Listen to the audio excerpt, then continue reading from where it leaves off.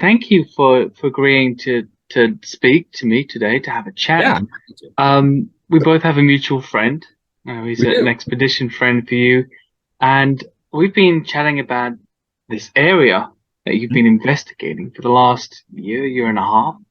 And as a Bigfoot fan and a researcher, I just kind of keep thinking to myself, I've got to talk to Brian and find out what's going on there. Because if this is an active area, if Yeah, this is very secretive, that it's protected, the research is protected to clearly, gain untainted evidence, yeah. then, this is something we've got to have a look at. So yeah, thanks for coming on and discussing that. What I wanted to ask you though, before that, is some background questions, the usual things, the things we ask all Bigfooters, which is why, Yeah. why Bigfoot? Why choose that? What happened to you? What triggered you to becoming a Bigfoot devotee? It's an interesting question. I don't have any sort of childhood experiences that would trigger this sort of fascination. For me, it started, like a lot of people my age, with two things: The Legend of Boggy Creek and The $6 Million Man. And about the same time in my I memory. I don't remember know. that show exactly. Yeah. Boggy Creek happened. That movie was incredibly formative, part of my formation for interest in this topic. And then the $6 Million Man tussled with Bigfoot on his show. It turns out Bigfoot in that show was a robot made by aliens. I don't think that the actual Mm. Wood Ape is a robot made by aliens, but in that show he was. And then of course the Patterson Gimlin film. I grew up in Southern California. I grew up in LA. I'm a city kid. The first time I actually went camping, like for real, was like 2003. So I was Wow. well into adulthood. I think I had Okay. spent a grand total of 2 nights in a campground, like in an actual forest before that, in my grandparents' pop-up trailer. So I didn't really know anything about going into the woods. I wasn't an outdoors type person, except for the outdoors things you can do in Southern California, which is go to the beach and things like that. Um, so for me, it was very much a pop culture kind of exposure, and that's what started it. And then at one point, we were on a family trip, on a driving trip, and we Mm. stopped at some roadside, thing, and there was they sell books and things at these roadside places, and one of them was a book by John Green called The Sasquatch Files. And Classic. yeah, Mm. I still have it, as a matter of fact, and it Wow. plays a role in my reintroduction to the topic as an Mm. adult. But back in the day, that was probably in the 70s, mid to late 70s, I would imagine, when I found that book. And I had nothing better to do but sit in the back of the car and read it and reread it and keep reading it. And that's what I did. And what struck me at the time, what continued to stick with me for a long time, was that book, there were some sensational things that John put in that book, some sensational stories, but for the most part, these were just the reports Mm. he'd collected up to that point, and they were very mundane, like somebody seeing one standing by the side of the road and things like that. I mean, many of them were just perfectly boring, if they were any other animal. Um and I think that made an impact on me because it wasn't a scary monster in the dark. It wasn't stories that you tell around campfires, not that I knew anything about those. It was just an animal doing animal things, and people were just Mm. seeing it going about its regular existence.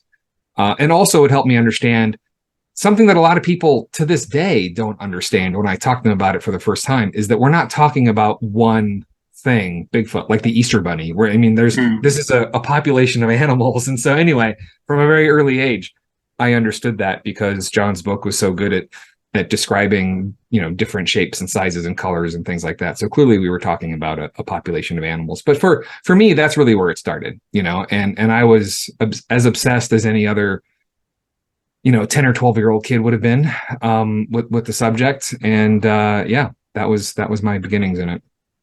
Wow. I mean, the movies, the book you mentioned, but also the movies, they were formative. Many of those movies were formative for me. And I suppose the PG film, Yep. it's the same for all people, around about our age group. We would have seen that. I think I might have seen a rerun of it. I was born in 76, so a little bit later, but not too far, not too far off that time. And yeah, I think I was born a month before the PG film was made. So oh wow, okay. I wasn't seeing it in its first its first. No, no. I'm jealous of all those folks that say they were able to join the Roger Patterson fan club and things. Like I'm just not quite old enough to Yeah. have things. I would love to have been there, but Yeah, also, without putting too fine a point on it, I've been much further along toward the end at this point too. So I'm glad to be where I am.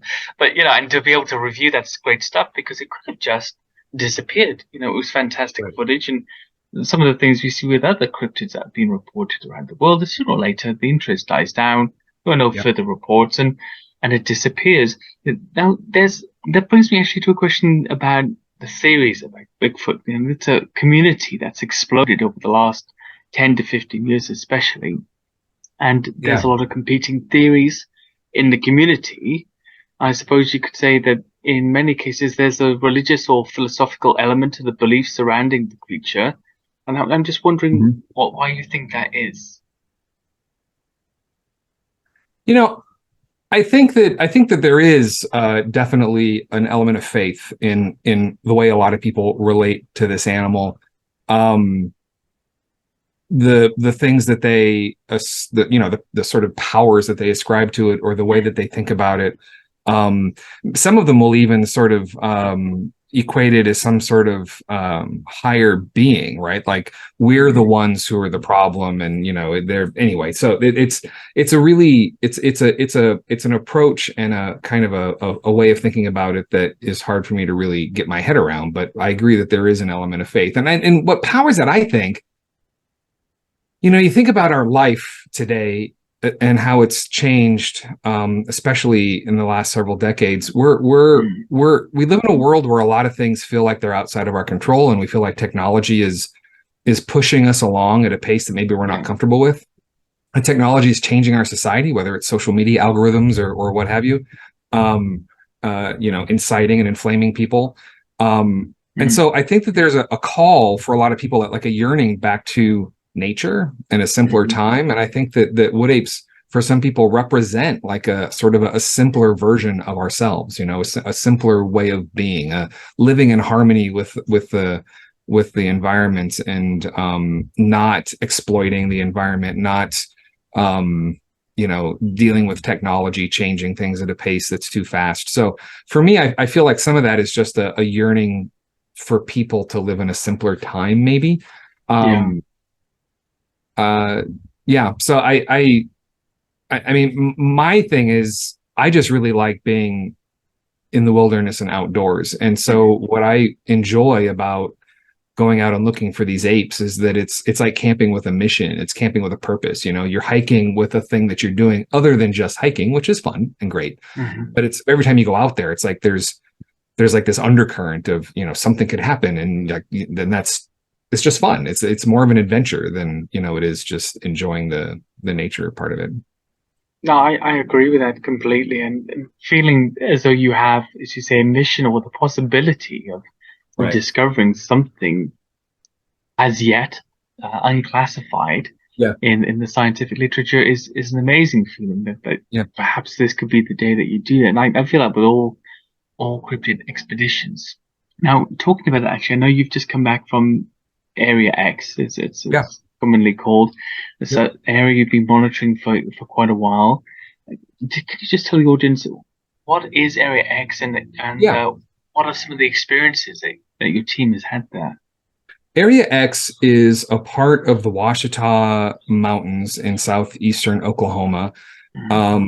The name for it, Area X, goes way back to when the old Texas Bigfoot Research Center had sort of three main research areas, and they were just called X, Y, and Z. And I've been to X and Y. I never got to go to Z. And so Area X is just the one that kept producing, evidence, and that we were able to keep working in.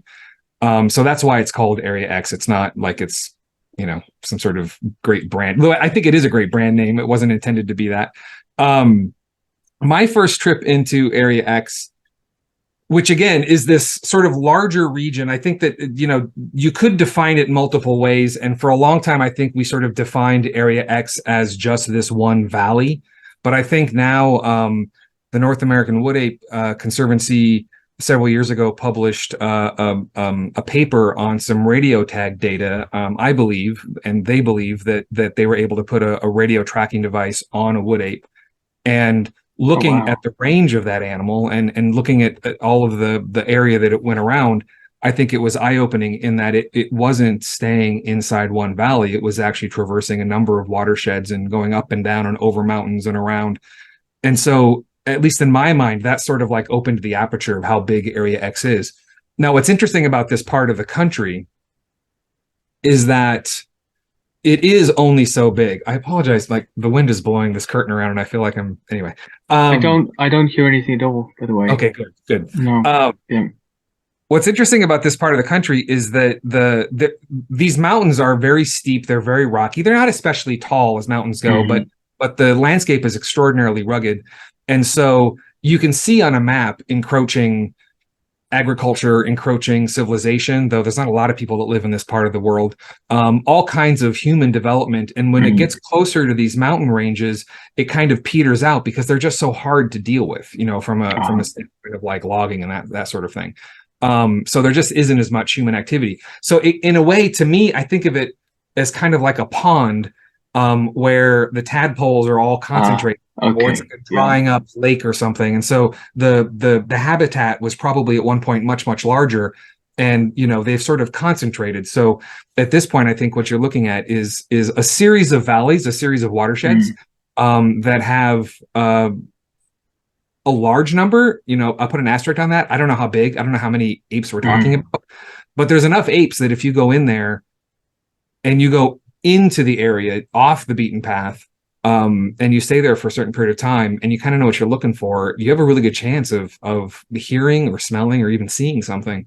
And it's just, I think it's just sort of a combination of human pressure and topography and an actually really diverse and rich ecosystem that has allowed this population of apes to survive there. So that's in a nutshell what it is. And if you look on a map of southeastern Oklahoma, you totally can see the area I'm talking about. It's really pronounced. It's this again, these ribbony mountains. Really interestingly, they set up east-west, and in North America, there's very, very few mountain ranges that set up east-west. All the rest of them go north primarily.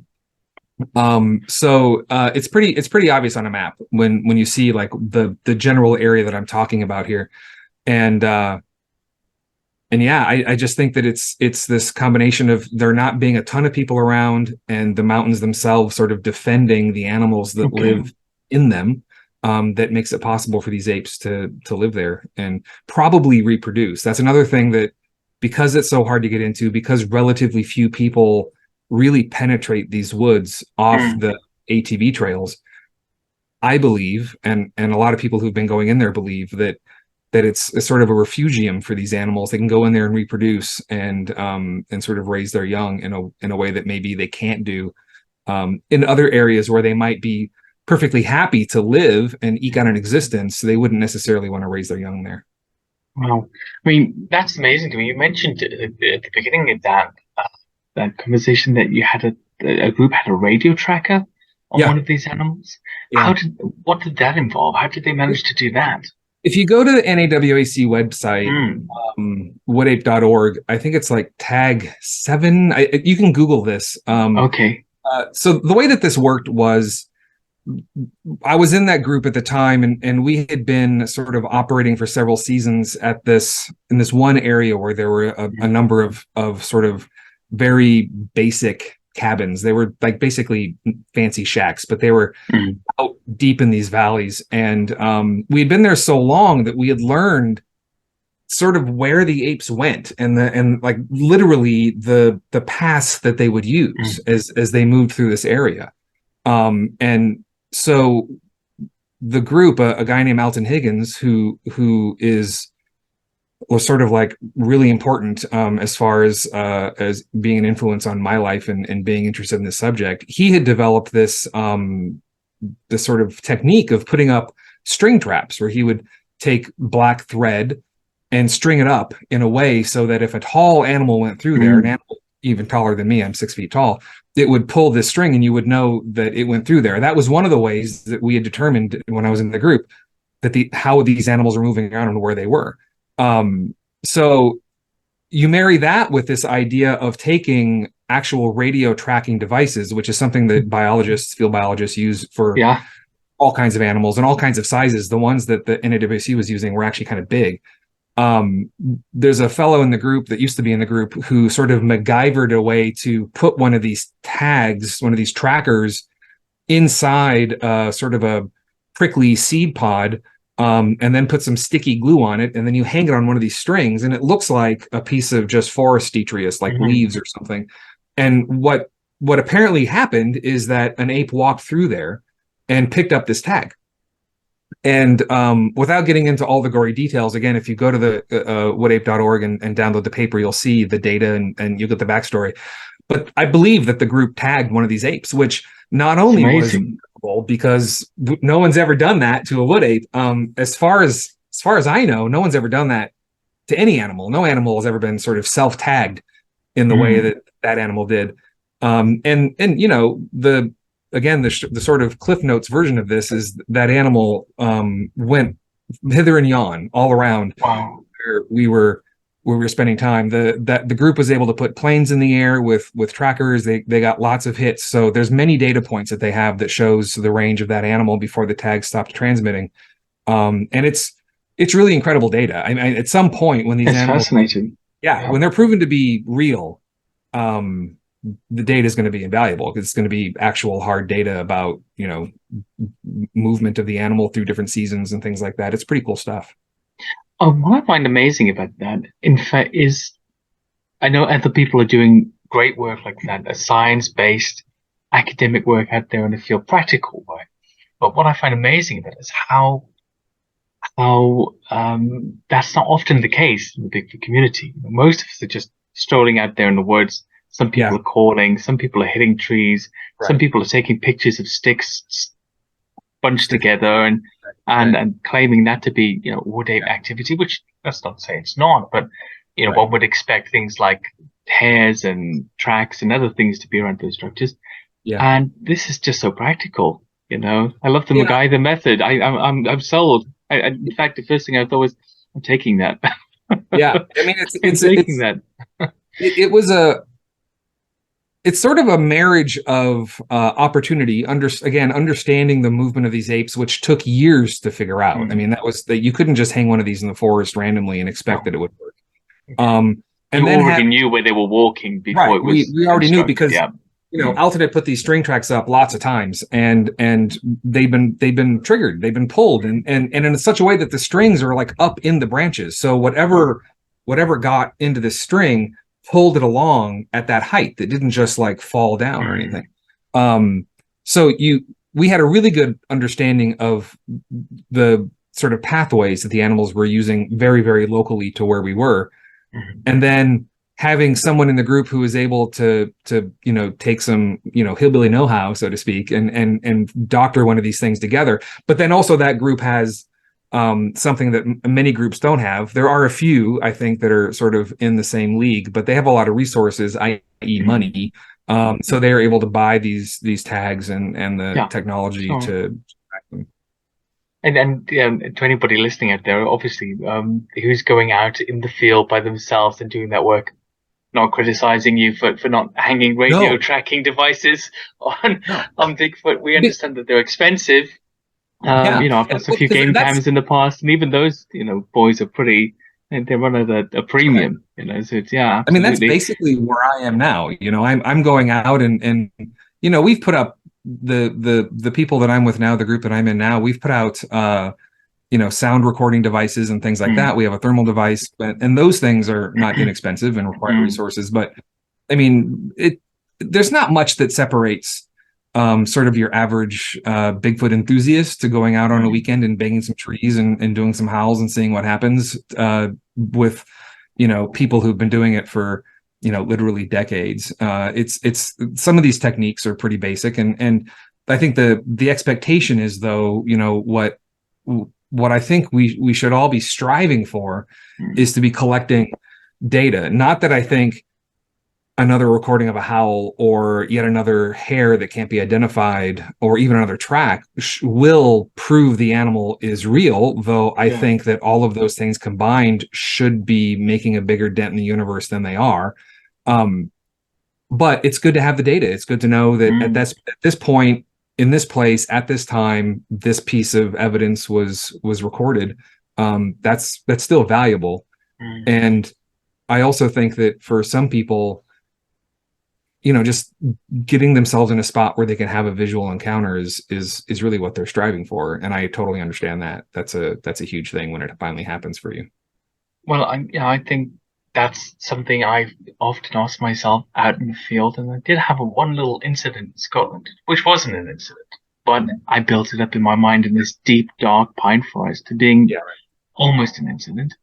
And I realized at that point in the experience when there could be something there. I was alone in the Great Glen Highway in January 2019. There was nobody around. I've been walking for hours, not seen a soul. And I thought I saw something on one of these big mossy hills ducked behind a tree, like a human-like figure. It was in the corner of my eye. I'm sure it was just a second. But in that moment, I suddenly asked myself, the researcher that wants to see something, okay, it's just you on the hill. Right. If something is here now, that's an animal that can react in its own individual way and make a decision about you the way you can make a decision about it. Yep. Do you really want to be in this situation alone 2 hours away? Right. From the, from ground base? And it was a funny thought because for the first moment, I actually conceived of the reality of such an encounter. And I think a lot of us going out looking for things. I had a similar, I didn't have the similar theory, but I'd gone out looking for a black panther in West Wales in 1999 after a friend of my girlfriend's mother in a sort of a country estate had seen one while smoking on the porch at 5 a.m. that morning. So we knew it was around. And we were looking under hedgerows for nests and, nesting sites and everything, considering perhaps, it could have had cubs. And then later I thought to myself, if you had found a panther, Andy, tucked away in a hedge, that's a bad moment. Guarding her young. Yeah, I mean, what are you poking your head into the hedge for? And I think this is what's unreal even about we who want to find this creature occasionally, is that it's still in the make-believe category until you see one. Yeah. Which brings me to my next question, which is, I believe there have been some sightings on your expeditions. Oh. I'd love to hear about some of those. Yeah, I mean, and I can tell you about the visual encounters that I was party to, but yeah, going all the way back in this area, people that I know have had they've either collected evidence in the form of like footprints and things like that, or they've had visual encounters, and this goes all the way back to the early 2000s. It's been quite a long time that people that, and obviously people before that were having experiences, but I don't know any of them. So yeah, my visuals, and it's funny because I used to have this podcast called The Bigfoot Show, and I get a lot of ribbing because at one point on The Bigfoot Show, before I had my first visual sighting, I said that anyone who said they've seen it more than once is probably lying, because it's just my assumption was that if you got to see one, it was sort of like winning the lottery. It was a totally random event. It just happened to be in the right place at the right time. And what are the odds that it would ever happen to you again? It's like lightning striking. What I didn't realize is that putting yourself where they might be, or putting yourselves in the case of Area X where we know they are, and doing it repeatedly for long periods of time really increases your chances quite substantially. So I've had a number of visual encounters, and they run the gamut. Some of them, there's a couple, one or two that are like no doubters, and then they sort of like get progressively less no doubting, but then they're sort of like still in a probably couldn't be anything else kind of range, and then they just keep going down from there. But yeah, I did try to make, because I knew I was going to be having this conversation, and I thought maybe you would ask me. It was inevitable. I was going to ask. Sure. I tried to make a list. I think I have 11 different times when I think that it was probably an ape.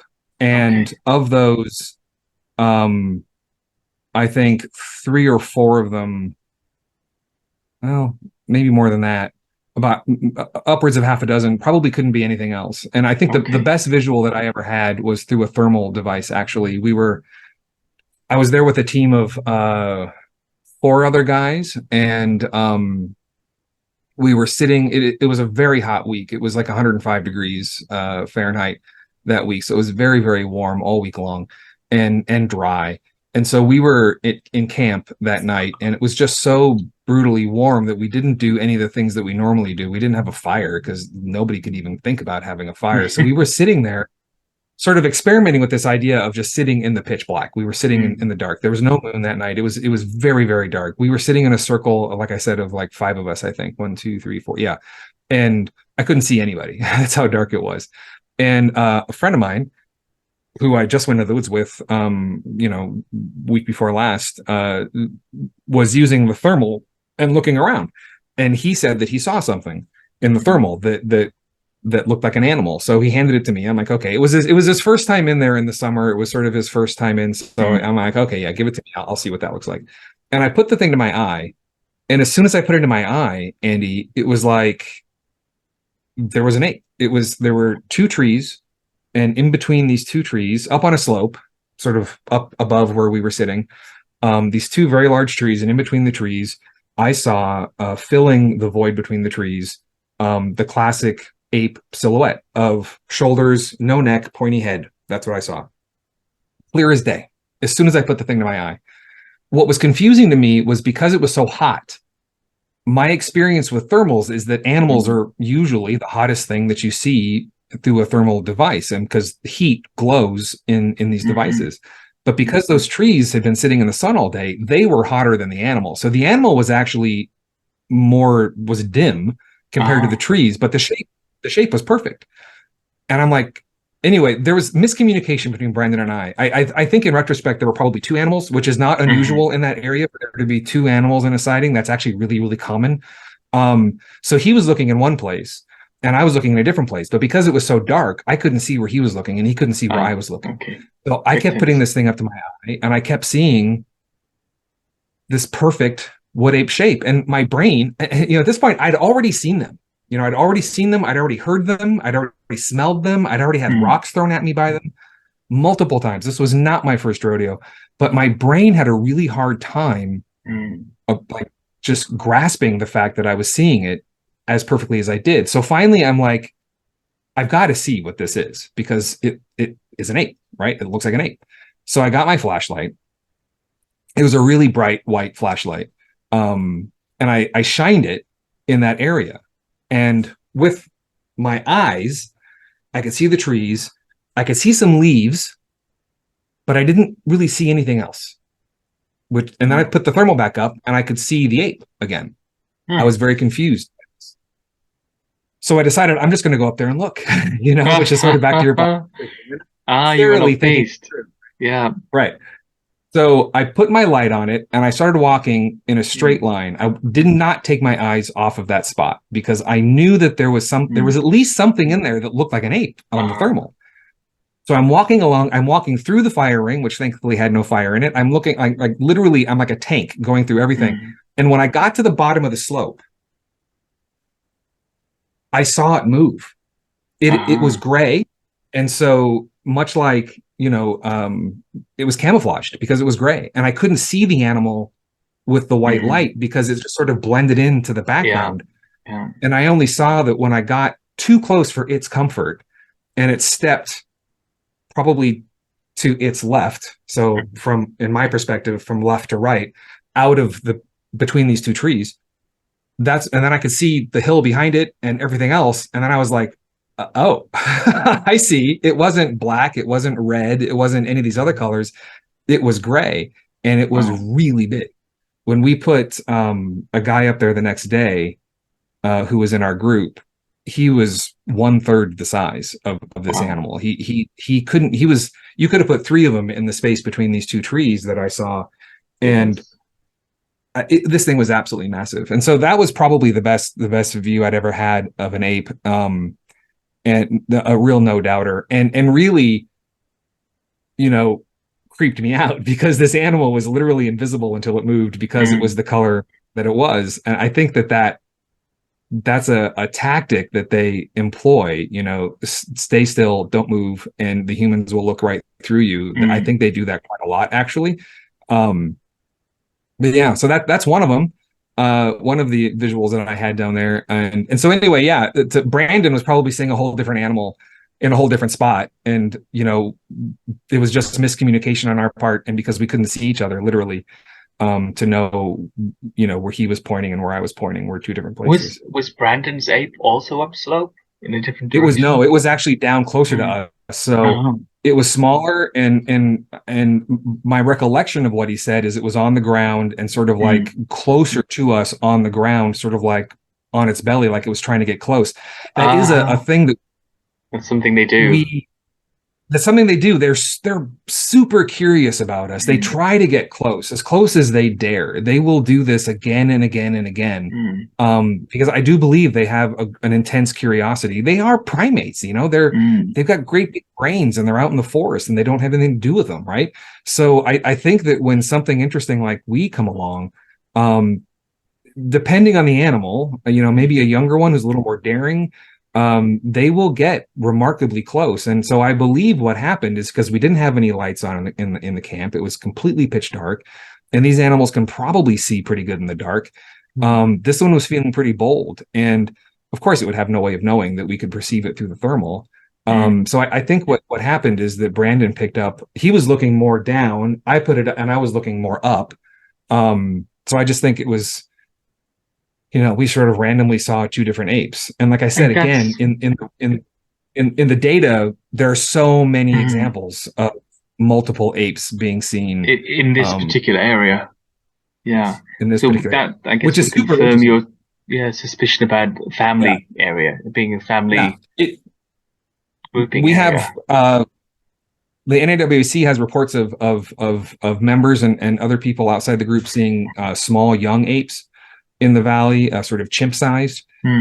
What's interesting to me is I don't know if these pairs, I don't know if they're like mated pairs, like, male, female. I don't know if they're like young, if they're offspring and parent. I don't know what these pairs are. It's usually a much bigger animal and a much smaller animal, but even the smaller one is usually like human size. They're not like, they're not 8 feet tall. So I don't think that there's enough data to be able to say what these pairs represent. But there's a ton of them. There's a lot of pairs. Wow. I mean, it must be really intimidating, as we discussed earlier, to be out there and to suddenly find yourself in that moment. I mean, nicer that you're out there with friends, with colleagues. Yeah. Right. But there's still a huge animal that could do an awful amount of damage to a human, even a group of humans. I'm sure the combined strength of the group couldn't take one on. So, do you ever worry about these reactive stories and these sensational stories you see all over YouTube, and attacks and provocations, and even the big male coming in and smacking one of you, or aiming a stone just right to take somebody out in the camp? Have you ever had any near misses? I think that all wild animals can be dangerous. Bunny rabbits can be dangerous in the right situation. They'll do amazing things to defend their young or what have you. Deer can be dangerous. Moose are some of the most dangerous animals you're going to find in the forest. So wild animals can be dangerous. I think that after you spend enough time around these animals, they do try to intimidate you. I think that's true. I think that there are at least some of them who will do things with trees or foliage or rocks, and throwing things and making loud noises that I do believe are intended to intimidate. But there's really no experience that I've had or that anyone I know in there has had that. Well, there was one, but there's very few experiences, I would say, that even border on something that could have been threatening or genuinely dangerous. They're very, very few and far between. And so what I've come to realize, and I'll tell you, the first week I was in there, that the first week, when not the first time I went in there, but the first time I was in there for a whole week, which was also the week that I had my first visual sighting of these animals. That was a crazy week for me. We don't have enough time to cover all the crazy shit that happened that week, but I was genuinely freaked out. They were clearly there. They were pushing at us. I think they were being really sort of I wouldn't say aggressive, but they were being very they were being very insistent. And when I remember specifically when I drove out of the valley that week, I was telling myself that I was never ever going back in there again as long as I lived. I thought it was a madhouse. I was never going to do that again, but I did. And so now I do things like I just described to you. Like if I think there's an ape over there, I just walk to it. I just walk into it. And I remember when I first started going out doing this sort of thing, someone would say that to me, and like it boggled my mind. I couldn't even conceive of being in a situation where there's an ape in that bush, let's go. Like I would never, I would have like turned around and ran the other direction. But I think you just sort of like, you kind of get how they act, and they are a lot of bluster, and they don't really want to engage physically. They seem to be very cautious in the distance they keep anyway, and I think that's for such a large animal, that's a strange thing. A bear wouldn't be so cautious, and it's funny as well that you feel so comfortable to approach, because something of a similar size, like a bear, for example, you'd never try to get close to one. And it denotes intelligence, that they are curious and yet not I think that they're definitely more they're more intelligent than the average bear, that's for darn sure. And the hostility thing is interesting, because I believe that if they were very hostile towards humans, they would have ended up like the California grizzly bear. They would have been hunted to extinction. We would have gone out there and killed every last one of them, because that's what happened in the wilds of this continent.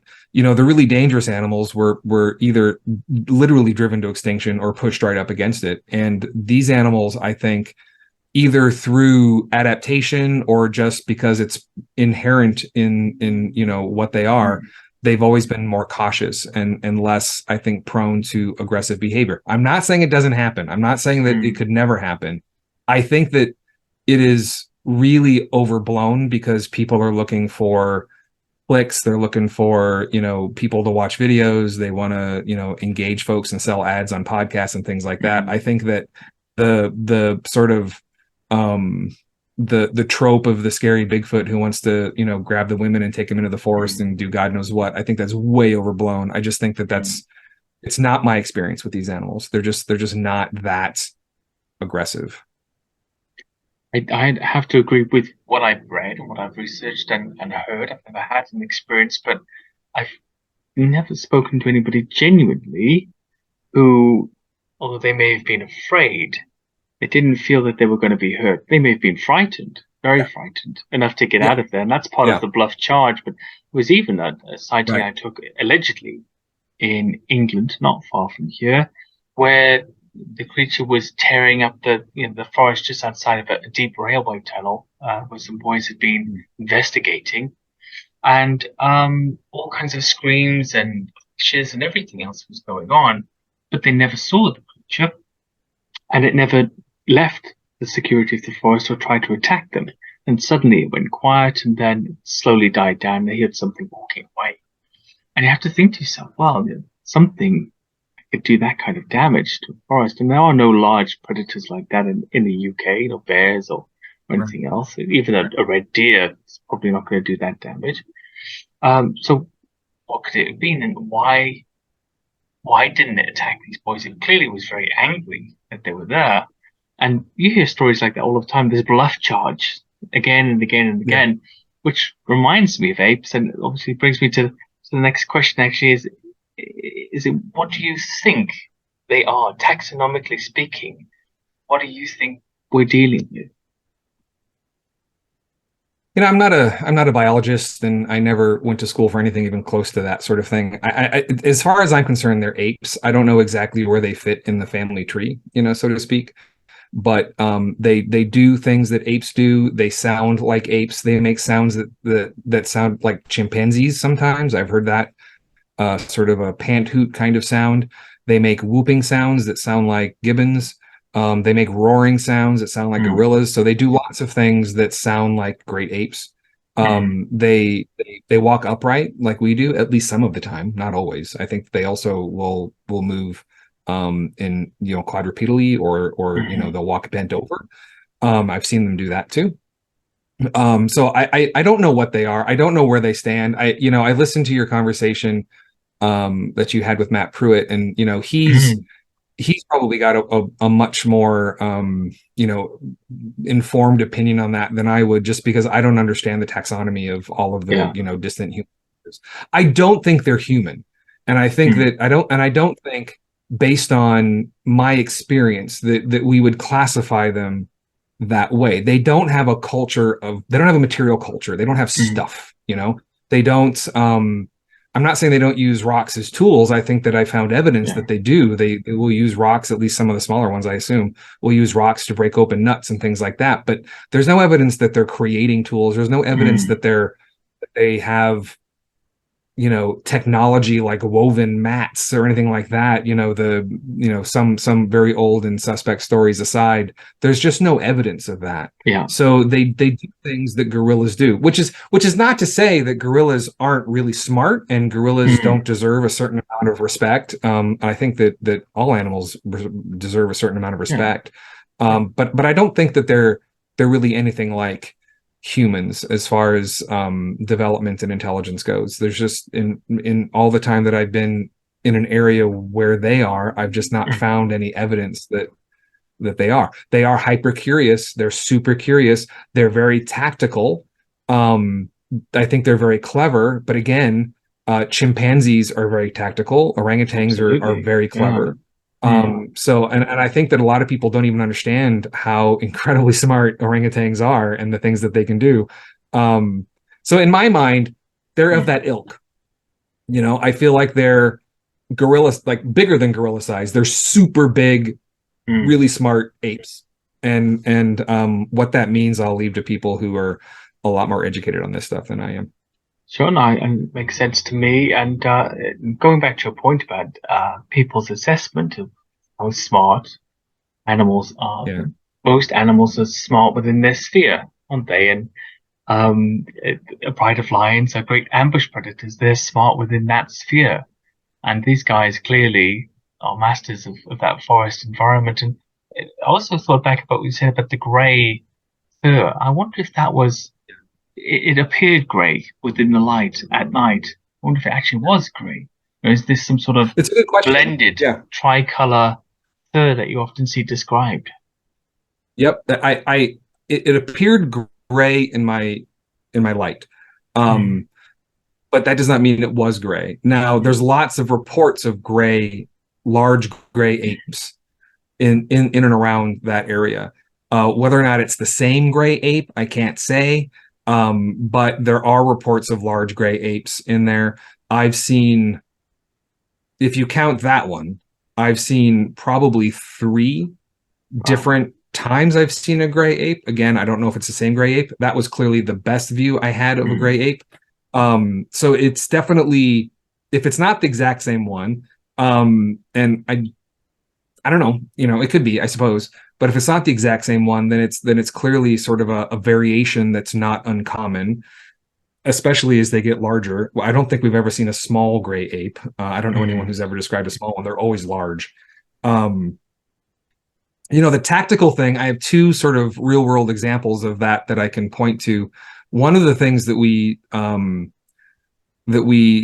sort of divined over time was that if you were acting in a way as though you thought you had, that it appeared as though you had busted an ape, you knew where one was, another ape would do a distracting sort of maneuver behind you. They would throw a rock or something like that.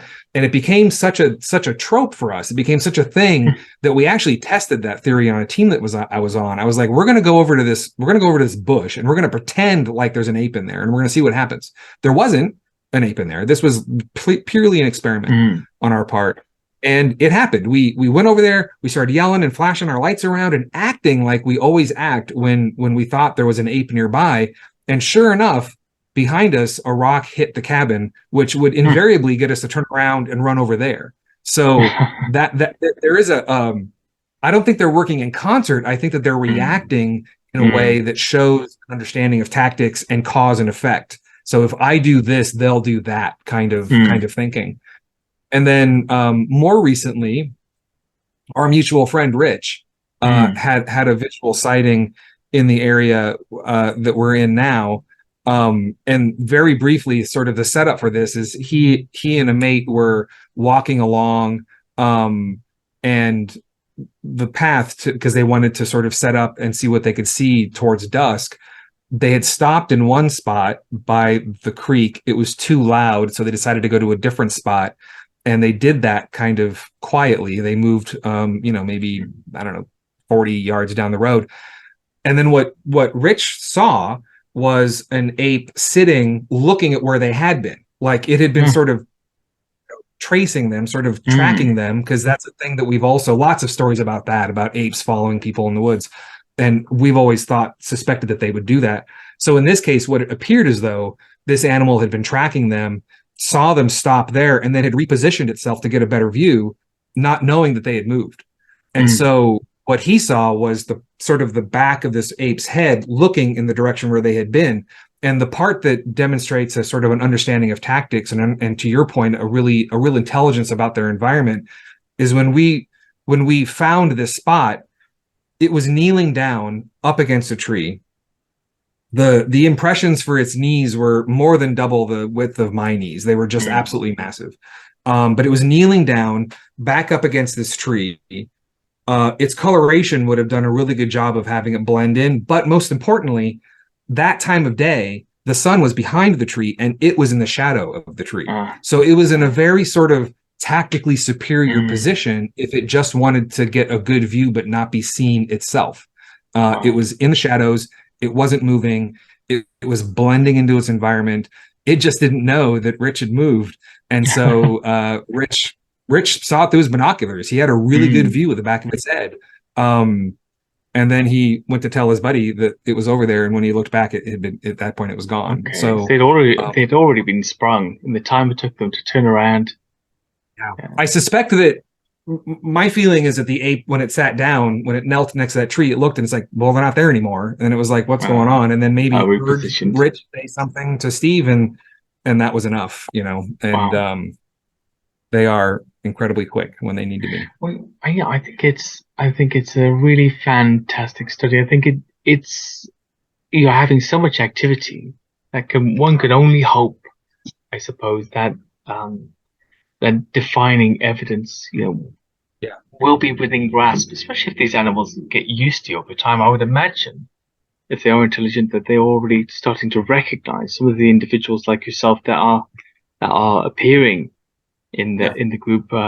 Is it on a yearly basis or a seasonal basis that you go there? Well, if you go all the way back to the NAWAC time, the first trip in there, I think, was the first organized trip in there was 2001. That was a BFRO trip. There were two. I think they did that 2 years in a row. But the people that I'm familiar with have been going in there since the mid 2000s. And then the sort of annual long duration attempts started sort of about 2008, I want to say. I think that's right. Maybe 2000, I think 2008-ish. So later 2000s. And so I've been in there. I mean, I've not been in there the most of the people I know. I mean, I know people who have probably been in there 100 times. I've been in there a couple dozen times, probably, at least. Okay. Try to make it a week at a time. I've been in there all different times of the year. The most productive times of the year, as far as activity goes, I found are spring and fall. Though I've had great things happen in the heat of summer, and winter is pretty quiet for all kinds of reasons, I suspect. But I'm not sure if I'm answering your question now that I've been. No, you are. No, absolutely, you are. I just didn't want to butt in. No, absolutely. So, I mean, in relation to that, do you think? Personally, do you see a big reveal in the near future, or do you think that these animals will continue to evade us? Well, I don't know what the NAWC is doing. For a long time, when I was a member of the group, they were trying to collect a specimen. They were trying to, take an ape, and bring at least enough of it out to prove that they exist. Oh wow, I don't really? know. I don't think that they're as active in that pursuit as they once were. Mm. The group that I'm going in with, we just don't have the resources, and we're not on private property, and there's all kinds of reasons why it would be really sort of irresponsible for us to do anything like that. So, and as far as other groups go, you know, I think about the guys that are operating in the Olympic Peninsula. I don't think it's their intention to bring out a specimen. I do believe that that's the only way this is going to end, that this question will ever be solved. As I alluded to earlier, you talk to Yeah, folks like Cliff Barackman and Jeff Meldrum, the footprint evidence is incredibly compelling. It's it incredibly is. compelling. Yeah. And it goes back decades. Has not moved the needle really that Mm. much. The audio recordings, I think, are very compelling. These are not other animals in the woods. These are not elk or something like that. I think that it's very compelling. The hairs that have been discovered are very compelling. They don't match any other known animal's Mm. hair. So you put all the and of course you've got literally thousands and thousands of eyewitness accounts. You put Yeah. all this together, and you know, if we were talking about a form of badger, that would be good enough, right? But we're It not. would be. It would have been more than good enough for a long Right. time. I mean, some animals in the past have been identified based upon scat. Right. You know, Oh, their presence has been accepted right. on based on the presence of Right. scat. I mean, Right. even with something like the billy ape, which I know is a subspecies, you know, but Mhm. this huge chimp that was reputed to live, and everybody said, no, no, no, it's not there. Come on, you know, these are natives telling you tall tales. Right. And yeah, you know, there's a bunch of really badass apes living in that jungle that are bigger and taller and stronger and behave differently to all Right. these other chimpanzees that we're aware of. And that was identified, I think, by a pelt or a skull or something. Not Right. even a skull. It was something smaller than that. I won't go into it because I know I'm getting it wrong. But it was something. It was already accepted before they got there and they found them. They recorded them. But I suppose with Bigfoot, you know, it's a big ask because Right. the fossil record is not reflecting it, and we are, you know, we're in the position of having to prove it. Right. Those are the rules. Right. And yeah, it's an interesting one. I don't know I why. don't have a problem with that. I don't have a problem with Mm, being in a position to prove it. What I have a problem with yeah. is people who should know better actively avoiding the subject and not, Mm, you know, I've said this before, but if you round it off to the nearest zero, the number of mm, people who are in the woods at any given moment trying to answer this question, it's zero. Like it's just yeah. not enough people. There aren't enough resources being employed. Yeah. There just isn't there isn't the resource of a university at play or some other kind of wildlife organization, and it's because of the subject matter. It's Mm, because it's of Bigfoot, course. and you know it's tabloid fodder, and it's a joke.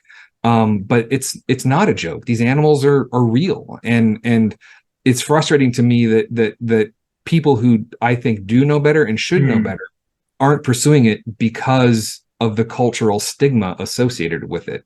That's really unfortunate, and Do so you I wish think they were. sorry Victor, for interrupting you, Brian, do you think with people like Meldrum, for example, who talks openly about his faculty members trying to push him out of his job and Right. him only being saved by having tenure before he Exactly. started this mission, other people will be are aware of the same thing.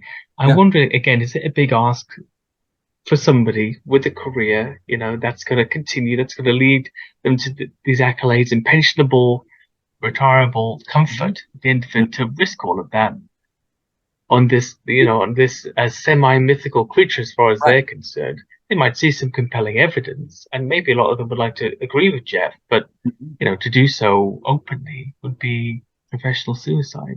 And I think that a lot of them do, but they don't, and it shouldn't be, Mm. is what I'm saying. That's Yeah, exactly what no, I'm it shouldn't be.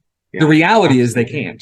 can't. But the other reality is that there is so much evidence of Mm. these animals in my mind, and this I felt this way before I even saw one. This I felt this way before I went into Area X for the first time. This was I was probably a lot like you, and you know I had read a lot. I had Mm. talked to a lot of people.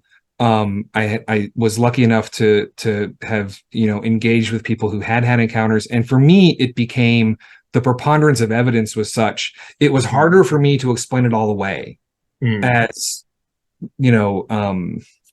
hallucination or fabrication. Like you literally, it was just so hard to try to explain all of it away, that the preponderance of evidence in my mind said that if we were at trial, right, if this was a jury trial, the jury would come back with, okay, there's something there. Like, and that's I was. And I just wish that scientists could be scientific about this, and not often the case. I mean, it doesn't work that way. No, it doesn't. I'm not telling you. I know you know this, but for the audience, it doesn't work that way. And there are no research grants for Bigfoot. No, there aren't. I'm the equivalent of that old man yelling at cloud gif. I totally understand. I mean, the end is nigh. Yeah, exactly. I mean, exactly. But look, one day that old man's going to be proved right too, and that banner he's been holding up will become eventually. I'm sure eventually. Right. And it's the same thing. I think it's admirable. I respect it, because we need more people like yourself and your group going out there, as you have been doing, and collecting evidence. You mentioned, data collection. My main tool when I'm out there is a notepad and pencil. Oh, yeah. I always use a pencil because, you want to rub stuff out they haven't not got right. Notepad and a pencil in a waterproof sort of zip it bag. And and a tape measure and all the other things you take. But generally, it's a notepad and a pencil. And if I see something, I take notes, because I can't overstress how important that is. I can't overstress how important that is. And there's so many things that have happened to me that would have just completely left my memory. Had every time I go into the woods, I'm either recording those notes or someone with me is, because it is just so critically important to get all that written down. Memory is a weird thing, and it doesn't take long to get away from an event to start having memory do things to it, as it gets transferred from short term to long term. Some things get dropped or added or whatever. But having those notes, having a video recording of an account of what happened right after it happened is really important. I think that is just so important because what we really want, we do need, this is all data of a kind. Not that anyone cares to look at it right now, except, enthusiasts like us, but it's all data. And so it needs to be recorded. And so everything that you think appears to be the target species doing its thing, it needs to be recorded. And I just think that's so important. And it's not just wood apes, it's any kind of animal that you go out there to study. It's really important, because your brain will do things to you. It's not necessarily it's not your friend sometimes. Your brain plays its own game of Chinese whispers over time, with the retelling. Exactly. I have the experience of rereading accounts that I was present for. Yeah, I was there for, and I reread the account like, I don't remember that. Like that's new. Like, really, that happened? Just because brains are funny things, and they do funny things. Brains are funny things, and often not the most accurate vessels for memory. Strangely enough, sure. I think we'll leave it there. But Brian, I just wanted to let everybody know where they can find you, how they can support your group, and how to contact you if they've got a sighting or they want to discuss something that they've discovered. Well, I'm on Instagram. I'm no longer on Facebook. I actually am on Facebook, but I'm not literally on Facebook. I'm not active. I'm on Instagram. My handle is the number 9, the word 6, the number 7, so 967. The group that I'm part of is called the Wood Ape Research Group. Our website, which we'll be launching shortly, is woodaperesearch.group. And we're seeking members. We're not really seeking funding at this point from people, because I don't think we have, the organization set up, but, I would love to hear, accounts of people, especially either in Minnesota where I live or down in Oklahoma where we do most of our work. That would be really interesting for sure. But I would say those are the ways you can get a hold of me. Fantastic. It's been educational. It's bucket list ticked off. Awesome. And thank you for coming on. It's been amazing. Yeah, thanks for having me, Andy. It's been a lot of fun. Awesome. Thank you.